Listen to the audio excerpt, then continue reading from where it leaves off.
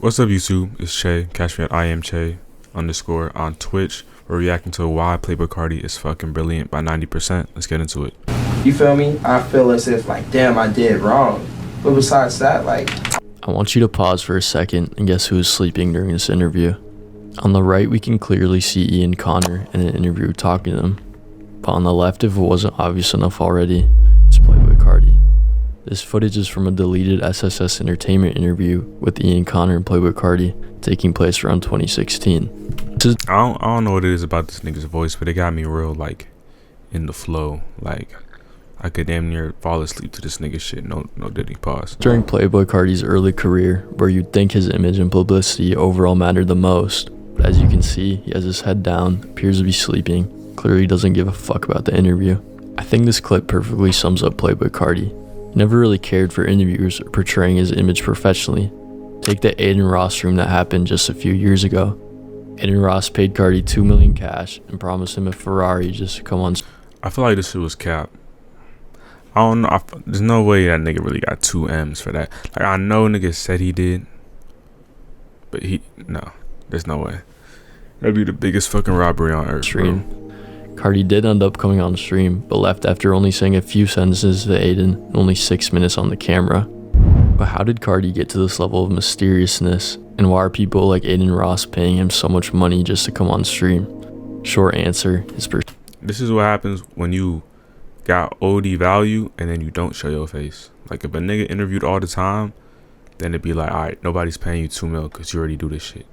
And if you're some ass, nobody's paying you shit because you're ass, nigga. If too slimy try to pull this shit, it's not going nowhere. Persona. He's built such a big following of fans ever since he dropped Whole Lotta Red. His mysterious persona as a unique brand of music has led him to influence a whole new genre and generation of rap. Almost every underground rapper today is trying to be like him, whether it's in their music, clothing, or just overall character. Yeah, I feel like every nigga, not every single nigga, but like, it's kind of crazy how many duplicates there are. Like, there's always a similarity. He kind of started that shit too, though. He's become obsessed with this mysterious character he's built for himself because he knows it works. Whenever he disappears, his fans want him to drop music even more. He gets more popular when he doesn't drop music than when he does. He's truly unique in an industry full of repeats and bland music. He has had an impact on the music industry that no other rapper has been able to replicate. But in order to understand how he became so detached and unpredictable, we need to go back to where it all started. Yeah, how did he start going from like regular nigga dropping music, regular SoundCloud rapper, to like, he's like, fuck it, I'm gonna disappear. The Chay is a bitch. The Chay is a bitch. The Chay got coffin in his dress. Talking about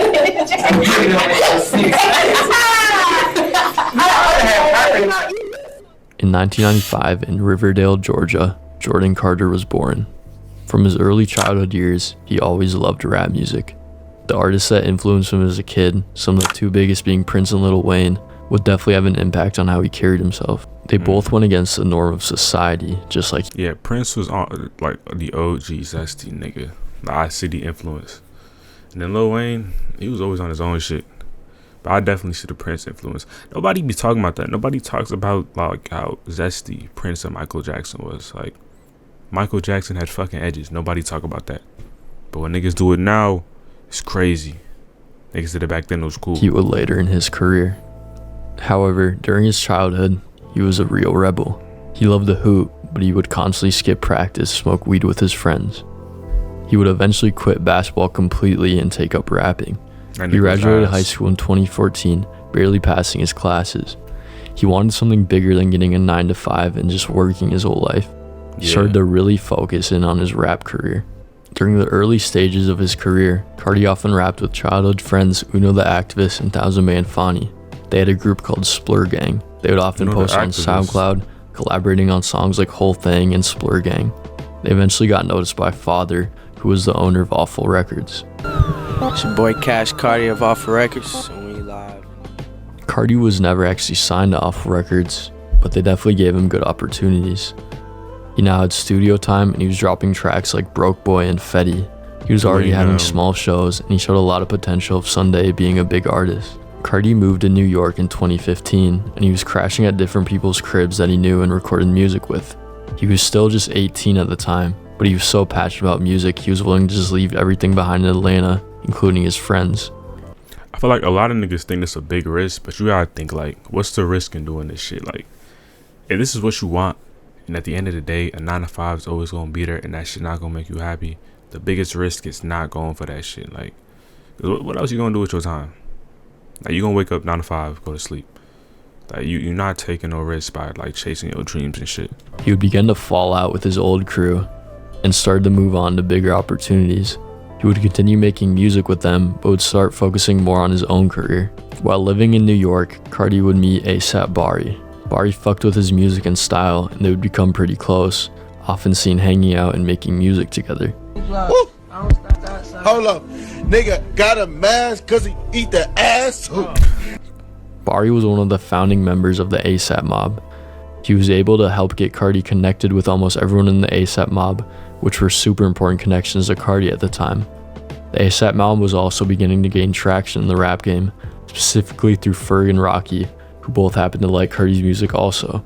Rocky even recalls hearing Carti's music for the first time and immediately liking it. Carti would feature on the Cozy Tapes Volume 1 with the ASAP mob, featuring on telephone calls with ASAP Rocky, Tyler the Creator, and Young Gleesh.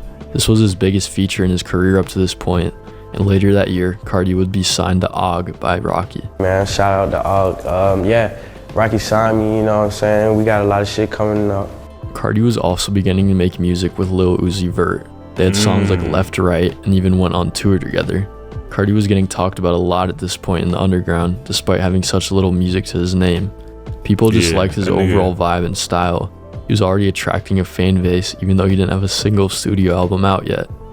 I feel like a lot of Carti's like size in the industry is based off just his swag and his style. Like, the music good, like, it has to be good, but it's more so about like the cult fan base. Like, niggas is just, they in it for Carti. Like, if a random nigga drop Carti's music, it wouldn't be as big, bro. Like, they're in it for the vision he has. You know what I'm saying? Even though he's beginning to be liked by many, there was still a big presence of Carti haters, including his old group Splur Gang. Carti didn't really feel remorse about leaving them behind though. He was so focused on what he was doing, he felt like he didn't have time to care about other people, even if they grew up together, like he did with Uno and Fani. Some niggas can say I changed on them because I thought they was on the same shit I was on, but they not.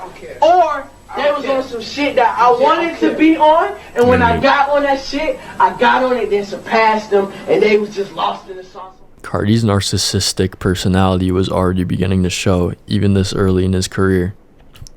That nigga is a narcissist.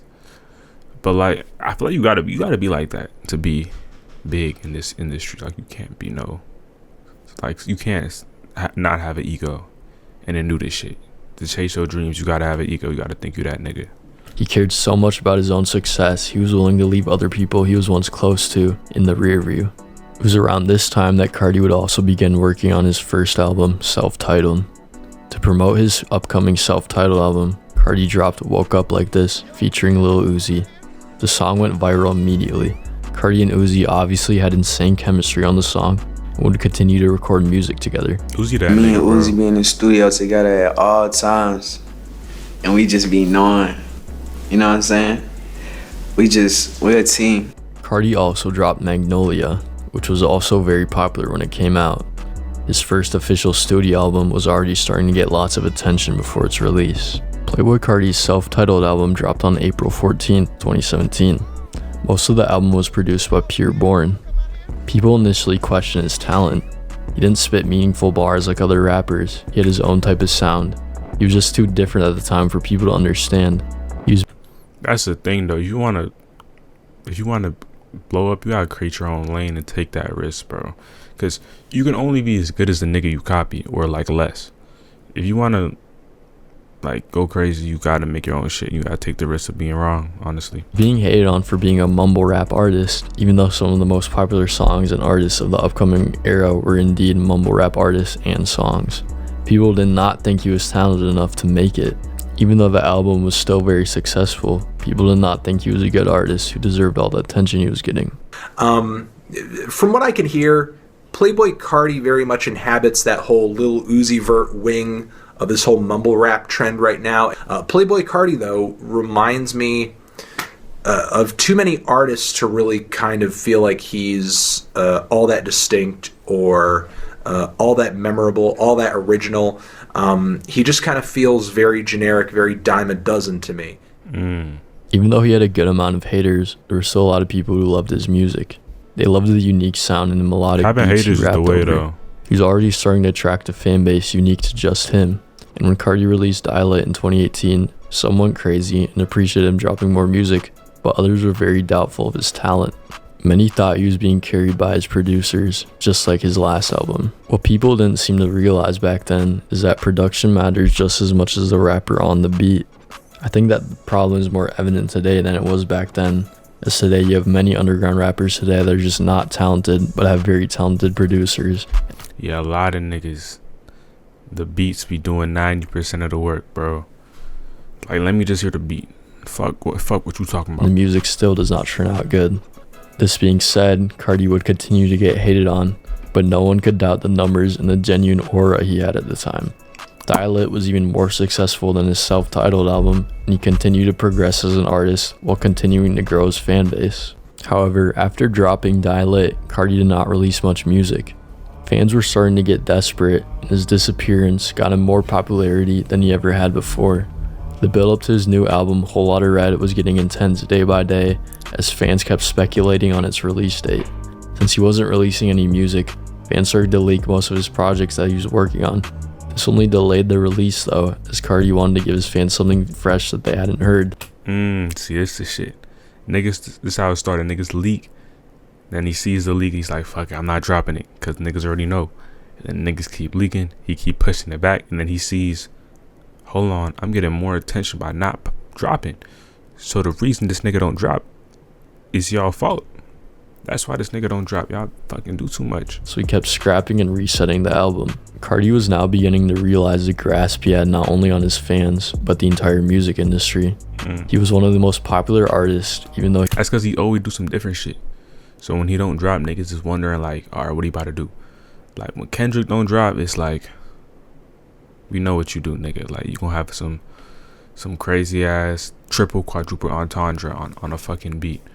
But when Carti don't, you know he gonna come out with some different shit. He had only dropped 2 albums. The hype around his new album was bigger than ever. However, he threw everyone off when he dropped the lead single to the album, Meh. It was unlike any other type of music at the time. It had a confusing offbeat sound to it. It didn't sound anything like its leaks, but this is exactly what Carti wanted, to give his fans something new. When Whole Lotta Red dropped on Christmas of 2020, everyone was shocked at the sound Carti brought to the album. It was so different from all his other music. It was a mix of punk rock, cloud rap, and trap. People initially did not like the project. They didn't want an album that sounded so different from Carti's old stuff. They wanted the same vibe he had on his last 2 albums and the leaks that dropped before the album. But Carti had a vision. He was evolving as an artist. He didn't make the same music because he knew people would eventually get tired of it. He gave the fans something new. This would be a generational decision when it came to his music, but fans just didn't seem to realize it yet. But as time went on, people began to realize Carti's vision was right. Yeah. He gave the world a refreshing new genre of rap, and people were beginning to like it. That nigga started a whole fucking... I'm not gonna say he started shit, because he took shit from other niggas, but like he really pushed. I think that's about Carti. He didn't start a lot of this shit he did, but he took it, made it his own, and then pushed that shit 10 times harder than anybody else. He started to gain an even larger following and crazier fan base. He's now being talked about more than ever. He had some of the most craziest and diehard fans in the industry. They made Carti's fan base feel more like a cult than anything else. But even with all this attention, Carti didn't capitalize. He didn't drop another album or even just more singles. He had a few features on Donda with Kanye, but that was about it. After a 4-year wait, Carti would finally start dropping some music again. He dropped music videos that only appeared on social media. Evil Jordan, Hood by Air, You're the Moon, 2024. This shit was a gamble though, because he took a big break. Niggas like when Carti dropped, and Carti never gonna drop. And then he dropped some shit. If that shit's ass, you're done. You're done, nigga. It's over. But if it's not ass, you're him. And so when he dropped back to back and that shit was crazy, then it's like, oh shit. Like, you waiting for the next song, because that shit was crazy and it was different from the last song. You thinking how you gonna come again, and then pause, and then just top that shit again, pause. You know what I'm saying? Backrooms and ketamine. All these videos displayed Carti's new era, the deep voice era. Carti would again transform into a different artist. After he released his album Music, he shifted from his old Vamp era to something new. Since dropping Music, he has posted a deluxe and also some more unreleased music videos. But there is no sign of an album coming anytime soon, to nobody's surprise. I'll be honest, I fucked with Carti straight up for the swag. That was like 70% of it. I didn't even fuck with Carti old music, like Whole Lot of Red, too much. I didn't got an ear for that. But like when he dropped that new shit 2024, and then the whole cult shit, that's when I really got hooked. I'm not gonna lie. Carti has built an empire off being mysterious. He's one of the most memorable icons of rap already. You could argue he's up there with Kanye, Future, Drake when it comes to just his impact on the music industry. Yet it seems he did all of this with little effort, but his effortless success surely because of pure luck or actual talent.